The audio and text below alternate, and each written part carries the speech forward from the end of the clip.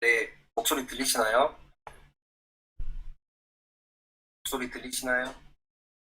아, 네네. 일장을 맡은 사가르바타입니다. 어, 책이 어렵긴 하지만 일장들은 다들 읽으셨을 것 같아서 편안하게 들어주시면 감사하겠습니다. 시작하겠습니다.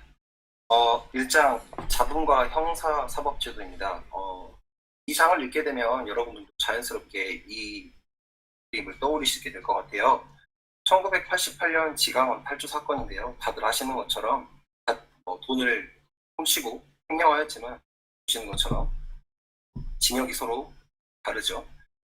유전무죄, 유전유죄라는 그런 명언을 만들기도 했던 사건인데요. 이러한 비슷한 것이 미국에서도 일어났다고 합니다. 그래서 마빈 프랑켈이라는 판사님이시고요. 그래서 그런 책, Criminal Sentences Law Without Order라는 책을 만드셔가지고 그 미국 사법계에 약간 충격을 주시게 됩니다. 그래서 이거를 바탕으로 양형 가이드라인이 1970년대에 만들어지게 되었고요. 양형 가이드라인을 통해서 이렇게 방금 앞에서 봤던 것처럼 비슷한 사건에 대해서 형량이 모두 달랐던 이런 것들이 축소가 되게 돼요. 17%였던 잡음이 11%로 낮아지게 됩니다. 그런데 이러한 연구 결과와 실제로 계속 잘 되어가는 과정 속에서도 굉장히 많은 비난과 반대 여론이 많았다고 해요. 이유는 사실 뻔하죠. 왜냐하면 판사들에 대한 그 본인이 약간 기계가 된 것처럼 느껴졌을 거 아니에요. 그래서 무엇인가를 할 때 자기 재량권이었고 축소되어지는 자기의 그런 권한들을 보면서 계속 이런 식으로 주장하게 됩니다. 개별 사건의 복잡한 상황들을 고려한 판결이 통찰력도 발휘되고 공정성을 갖지 저런 양형 가이드라인이 있게 되면 우리가 제대로 할 수가 없다는 것을 끊임없이 주장하게 됩니다.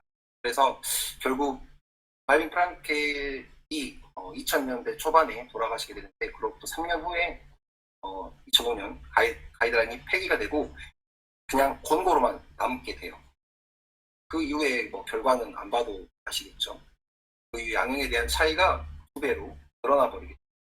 같은 비슷한 사건에 대해서도 서로 판사들이 내리는 판단이 다르다는 거죠. 사실 이거는 굉장히 큰 문제 아니겠습니까? 저희가 봤을 때 사법에 대한 신뢰도가 떨어지는 일이니까요. 그래서 일장은 주로 이렇게 형사사법제도에서 갖고 있는 잡음들에 대해서 이야기를 하고 있습니다. 2장으로 넘어가게 되면 보험에 대해서 말을 하고 있어요. 보험에서 잡음이 얼마나 많은지를 한번 알아보게 되었는데 보험심사역과 손해사정사가 같은 케이스를 놓고 봤을 때 처음에 했던 산정한 보험료와 지급한 보험료의 케이스들을 여러 개를 나눠줬어요. 나눠준 후에 너희들 얼마나 차이 날 것 같니? 라고 먼저 경영진들에게 물어보았습니다. 그랬더니 경영진들은 한 10% 내외 정도 되지 않겠습니까? 라고 조사하는 사람들한테 말을 했다고 했어요. 하지만 결과를 봤더니 그게 10%가 아니라 결과는 55%. 엄청나게 큰 차이죠.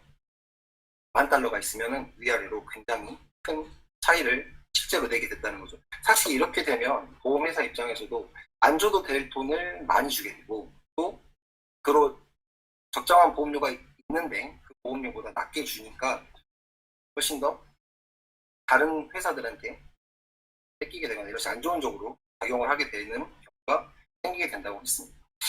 이러한 것들이 꼭 이렇게 보험에서만 일어나는 게 아니라 조사를 해보니까 자산관리사, 우리가 소위 말하는 기업 가치평가를 하는 그런 곳에서도 똑같이 발생을 했다고 해요. 예를 들면은 자문사에 있는 그 사람들에게 다 나눠주고 한번 너희들이 이 기업, 이 기업, 이 기업을 한번 평가를 해봐라. 적정 가치가 얼마일지. 그랬더니 그 내에서도 같은 회사 사람들인데도 불구하고 굉장히 많은 밸류에이션의 차이가 나타났다는 거예요. 왜 이런 일이 벌어지느냐 하면 한번 이 그림을 보시면 여러분들이 잘 아실 것 같아요. 방금 있었던 것들은 조직이잖아요. 조직에서 우리가 항상 강조되는 것은 갈등보다는 화합입니다. 조화가 더 중요시돼요. 지금 저희가 하는 토론도 마찬가지죠. 그래서 저희가 그런 아까 말씀하신 것처럼 문화에 좀 익숙하지 않은 것도 있는데 어쨌든 갈등보다는 화합을 훨씬 더 중시하기 때문에 알고 있어요. 옳은 결정이 무엇인지 알고 있지만 그래서 약간 문수물제가 생기더라도 일단 갈등을 피하고 보는 것이 더 중요하다고 여기는 거죠. 그 말인즉슨 이렇게 알고도 피하고 있기 때문에 판단이 있는 곳 어디에든 잡음이 있고 그리고 그 잡음은 우리가 일부러 피하는 것도 있기 때문에 생각보다 훨씬 더 많다고 추측할 수가 있습니다.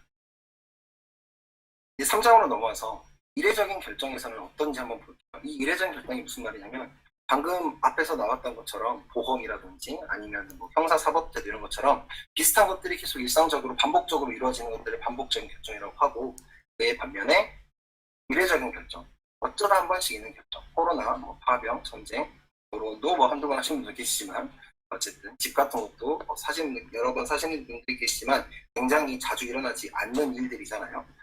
그래서 이런 것들에 있어서 잡음은 어떻게 다를까? 반복적인 결정과 이례적인 결정에서 그것을 또 3장에서 말씀을 해주세요. 3장 보면 잡음 축소 전략이 저자는 이렇게 말하고 있어요. 잡음 축소 전략이 정말로 효과적이라면 반복적인 상황이거나 이례적인 상황 모두 다 적용이 가능해야 한다. 이례적인 결정은 오직 단 한 번만 내려지는 반복적인 결정으로 여겨야 잡음 축소 전략이 정말로 효과적으로 작용할 수 있고 의미가 있다. 그러니까 반복적인 것도 그냥 오직 한 번만 내려지는 이례적인 결정도 반복적인 결정으로 생각을 해서 다 잡음을 축소할 수가 있다라고 저는 이야기하고 있습니다. 그래서 앞으로 1장 다음에서 이런 일들을 계속 말씀하실 거예요. 세상은 복잡하고 판단은 매우 어렵습니다. 그러니까 서로 사람과 사람 사이에 의견 차이가 생기게 됩니다. 그런데 이 의견의 차이의 정도는 우리의 생각보다 커요. 또 이 큰 만큼 잡음은 줄어들 수 있습니다. 아까도 말했지만 뭔가 방법 중에서 줄어들 수 있음에도 불구하고 양형 가이드라인 통해서처럼 줄어들 수 있음에도 불구하고 이런 노력들은 수많은 반대와 어려움에 부딪히게 된다는 것이 앞으로 이 책에서 쭉 다루고자 하는 것이라고 합니다. 그래서 이 후부터는 많은 분들께서 좀 더 자세히 잘 풀어주실 것 같아요. 재밌게 한번 봤으면 좋겠습니다. 네, 이상으로 발표 마치도록 하겠습니다. 감사합니다.